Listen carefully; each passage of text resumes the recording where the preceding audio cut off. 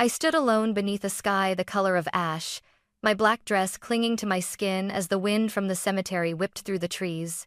The priest's voice had faded, the mourners had gone, but the silence stayed, thick and merciless. My mother's coffin was the only thing left between me and the world. No father, no brother, no one. Just me, Harper Dawson, and the woman who had loved me more than anyone else ever would. As I turned to leave, heels sinking into the wet ground, I heard soft footsteps behind me. A woman in black, her face veiled, stood just a few feet away. Her voice trembled when she spoke. "Your mother asked me to give you this," she said. "You'd need it when she was gone." Then she pressed a small velvet box into my hand and whispered, "It will change everything you think you know." The wind howled across the empty cemetery, dragging the scent of rain and cut grass. I couldn't feel my fingers. They were frozen around a single white lily. I placed it on the coffin lid and whispered, "Goodbye, Mom." My voice cracked. There was no echo, only silence. Everyone had promised they'd come. My father, Robert, said he'd try to make it. My brother Mason texted a half-hearted, "Sorry, busy." Even my coworkers sent polite excuses. So here I was, one daughter standing over a grave while the rest of the world kept spinning. I waited until the funeral home workers finished lowering the casket. One of them, a kind old man named Harold, gave me a pitiful smile. "You did good, miss. She'd be proud." "Thank you," I managed, though the words barely left my throat. When the hearse drove away, the cemetery fell silent again. My heels sank deeper into the mud, trapping me in place. I should have left, but something kept me there, as if walking away would mean letting her go for good. Then I heard it. The slow click of heels on gravel. I turned. A woman dressed in black approached through the mist. Her face was hidden behind a dark veil, her gloves spotless despite the damp. She moved with the kind of confidence that didn't belong in a cemetery. "Can I help you?" I asked cautiously. She stopped a few feet away, studying me through the veil. "You're Harper Dawson?" I nodded. My heart started to pound. "She wanted you to have this." The woman reached into her purse and pulled out a small velvet box tied with a white ribbon. "Your mother made me promise to give it to you only when she was gone." I took it hesitantly. The box was heavier than it looked. "Who are you?" Her lips curved into a faint, unreadable smile. "Just someone who owed your mother a debt." Before I could ask another question, she turned and walked away, her heels clicking steadily until she vanished into the fog. I looked down at the box in my palm. It was deep crimson velvet, slightly worn at the corners. My thumb brushed over the ribbon. It was tied with meticulous care, the way my mother used to wrap gifts when I was a child. Inside the box, I could feel something shifting, a faint metallic clink. A piece of jewelry, maybe. A ring? A key? I glanced back toward the path, but the mysterious woman was gone. A chill ran through me. I slipped the box into my coat pocket, whispered one last goodbye, and turned toward the car. I didn't know it then, but that small box, the one my mother left for me, would unravel everything I thought I knew about her, about our family, and about the lies that had built the world I was standing in. Back in my apartment, the silence felt heavier than the rain outside. I set the crimson velvet box on the kitchen table and just stared at it, the ribbon gleaming faintly under the yellow light. My fingers hovered above it for a long time. Part of me was terrified to open it, as if doing so would make Mom's death feel real. Finally, I took a deep breath and pulled the ribbon loose. The lid creaked slightly. Inside was a folded piece of paper and a small gold locket. The paper was old, the edges soft and yellowed, the handwriting immediately recognizable, elegant, curved, and steady. "Harper, if you're reading this, I'm gone. But there are things you never knew, things I couldn't tell you while I was alive. Go to the address written below. It's time you learned the truth." At the bottom was an address, 17 Ocean View Lane, Kennebunkport. My heart lurched. Kennebunkport, the same place my father used to disappear to for his so-called business trips. "What truth?" I whispered to the empty room. I lifted the locket. It was warm, as if it had been waiting for me. On the front, 2 letters were engraved. E. M. Evelyn Monroe? My mother's name was Evelyn Dawson. I had never heard of Monroe. When I opened the locket, I expected to find a photograph. Instead, there was a tiny key tucked behind the frame with a strip of tape. A key, but to what? I pressed it into my palm and stared at the note again. The address pulsed in my mind like a heartbeat. I tried to distract myself, made tea, scrolled through my phone, but nothing worked. I couldn't stop thinking about that woman in black. Who was she? How did she know my mother? The hours stretched. By midnight, I was pacing the living room, reading and rereading the note. Finally, I gave in. I grabbed my jacket, my keys, and the box, and placed them gently in my bag.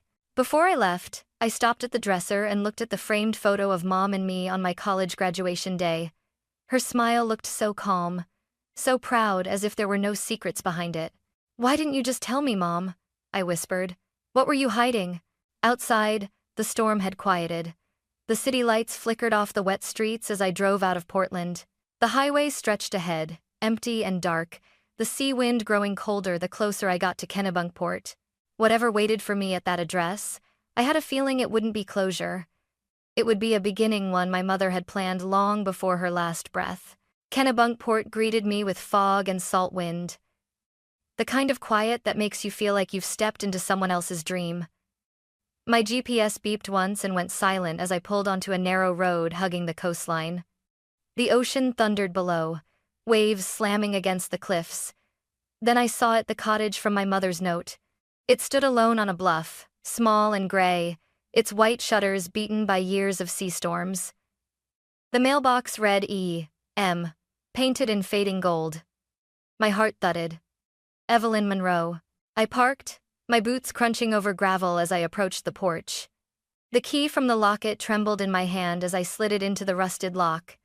With a soft click, the door creaked open. Inside smelled of sea salt, dust, and something faintly floral, lavender, my mother's favorite scent. The air was thick with memories I didn't recognize. Every surface told a story. Framed sketches of jewelry designs, boxes of gemstones, half-finished pendants laid carefully on a workbench. There were photographs too, dozens of them. My mother, younger, glowing, standing beside a sign that read, Monroe Designs Jewelry Studio. In one picture, she posed with a man I didn't know. They stood close, laughing. My chest tightened. I walked deeper into the cottage, my fingers trailing over glass cases filled with elegant, handcrafted jewelry.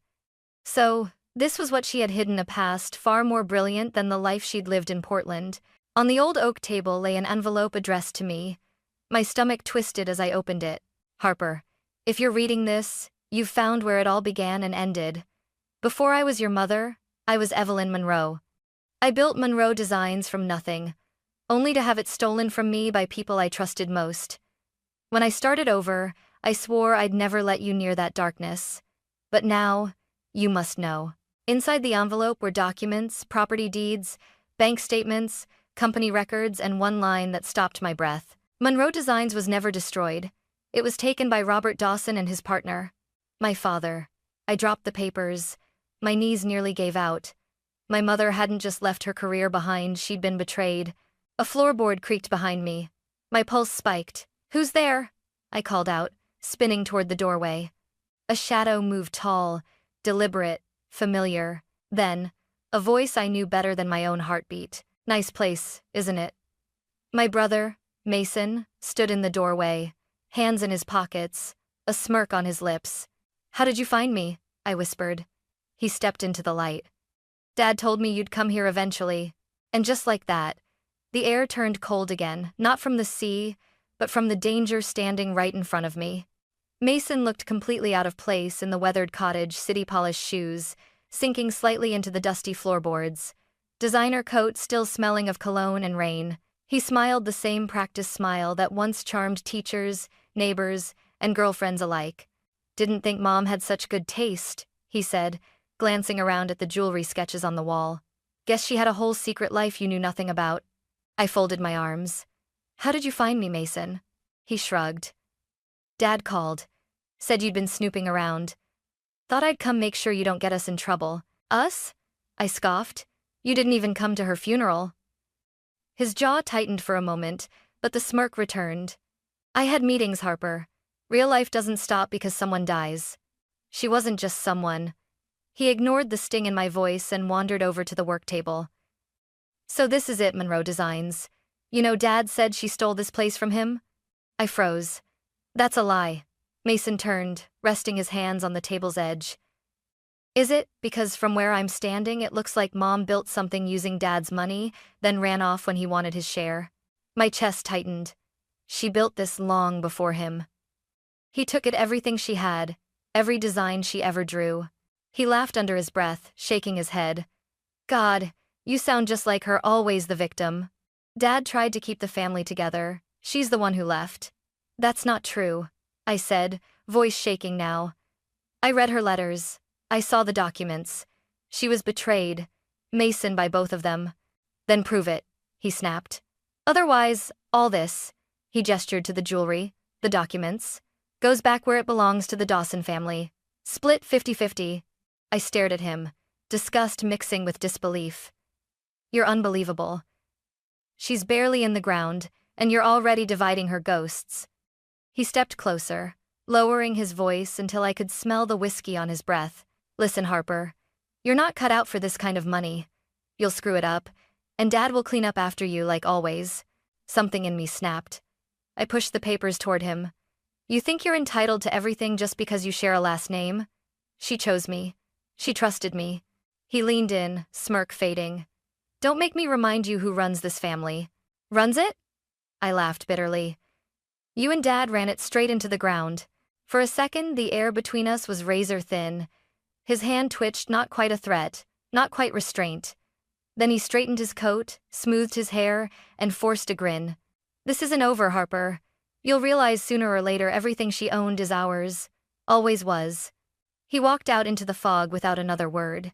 When the door shut behind him, I felt the house exhale as if it, too, had been holding its breath. I picked up the crumpled documents and pressed them against my chest. Mom's voice echoed in my memory. They took everything from me once, Harper. Don't let them take it again. That's when I knew Mason wasn't done. And neither was I.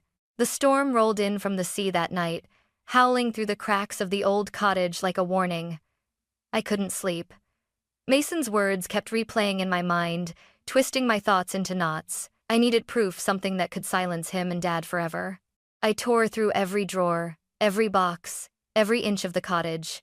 I found receipts, sketches, contracts, but no confession, no letter explaining how it all went wrong. My flashlight flickered as thunder rattled the windows. Then, when I pulled open the bottom drawer of Mom's old dresser, the wood caught halfway jammed. I tugged harder, and the back panel shifted. Behind it, hidden under a false bottom, was a leather-bound book. It smelled of sea salt and thyme. My mother's handwriting filled the first page. Neat, elegant, heartbreakingly familiar. If anyone ever finds this, it means the truth couldn't stay buried forever. My throat tightened as I flipped to the next page. Robert Dawson and I started Monroe Designs together. I created every piece, every design. But once the business grew, he changed. He and his partner forged documents, transferred ownership behind my back. When I confronted him, he said the company was his, that I was just the woman who polished the silver. My hands trembled. When I threatened to go public, he laughed. Then he locked me out of the accounts, left me with nothing. Pregnant, alone. I took my mother's last name, Monroe, and disappeared. I wanted Harper to grow up free from his shadow. But I always feared the day he'd find us. Somewhat condition. I slammed the diary shut, tears spilling before I realized it. The wind screamed outside, shaking the shutters. She had protected me from him, from the empire he built on her stolen work. My phone buzzed on the table. Unknown number. I answered. Harper, Mason's voice. Calm. Too calm. Dad wants to meet. Says he can explain everything. I clenched my jaw. Explain how he ruined her life? Don't be dramatic. Meet us at the boatyard, midnight. The line went dead. For a moment, I thought of ignoring it. But my mother's diary sat open on the table, her words bleeding into the paper like a promise. Don't let them take it again. So I grabbed the book, the locket key still hanging from my neck, and drove into the storm. The boatyard loomed at the edge of the pier, my father's old kingdom, now rotting with salt and neglect. The rain was relentless, slicing across the dock like shards of glass. Mason was waiting under a flickering lamp, his hands stuffed into his coat pockets. Beside him stood Robert Dawson, my father. His once black hair had turned to silver, but his eyes were still cold, calculating. "Harper," he greeted, voice as smooth as the ocean before a storm. "I hear you've been digging up ghosts." I held up the diary. "These ghosts have names, designs, proof." He smirked. "Proof of what? That your mother was ungrateful? I built her career. She'd still be a waitress if it weren't for me." My voice shook, but I didn't back down. "You stole everything she made. You left her with nothing. You destroyed her." "She destroyed herself," he snapped. "She chose pity over power. And now you're doing the same." Mason stepped forward. "Dad, maybe we should—" "Quiet," Robert barked. His glare pinned me in place. "You think you're different, Harper? You think you can bring me down with her old notebooks?" He reached out, grabbing the diary from my hands. "Let me guess, this is your big evidence? Her melodramatic rambling?" I snatched it back. "It's her truth." Lightning flashed, illuminating the fury in his eyes. "Truth is written by the winners," he hissed. And then he lunged. I stumbled backward as his hand struck the table, scattering rusted tools across the floor. Mason shouted something, but the storm drowned him out. I shoved my father's arm away, heart pounding. "Get away from me. You think you can erase me?" he roared. "You're nothing without me, just like her." I grabbed the diary and tried to run, but his hand caught my wrist. The old dock beneath us creaked under the weight of the wind and rain. "Let go!" I cried. Mason grabbed his arm. "Dad, stop!" In the chaos, my father slipped on the slick boards. His fingers clawed at the railing, then lost their grip. I screamed as he fell, a flash of motion swallowed by black water. Mason froze. "Dad." The storm swallowed his shout. We both stood there, soaked and shaking. The diary clutched against my chest like a shield. It was over in seconds, the years of secrets, of lies, of control, all dragged under by the same darkness he'd built his life on. Mason turned to me, face pale, eyes wild. You killed him." "No," I whispered. "He did that himself." He backed away, stumbling into the rain. "You'll regret this, Harper." And then he was gone. I sank to my knees, the rain washing away everything. The guilt, the fear, even the tears. The diary lay open beside me, pages rippling in the wind. On the last page, a line stood out in bold ink. "The fire that destroys can also forge. Remember that, my daughter." I pressed my forehead against the soaked paper and whispered through the storm. "I remember, Mom. I remember." Morning came gray and quiet, the sea eerily calm as if the storm had taken every sound with it. I sat in my car near the pier, watching the tide crawl over the rocks. My clothes were still damp, my hands shaking as I held Mom's diary against my chest.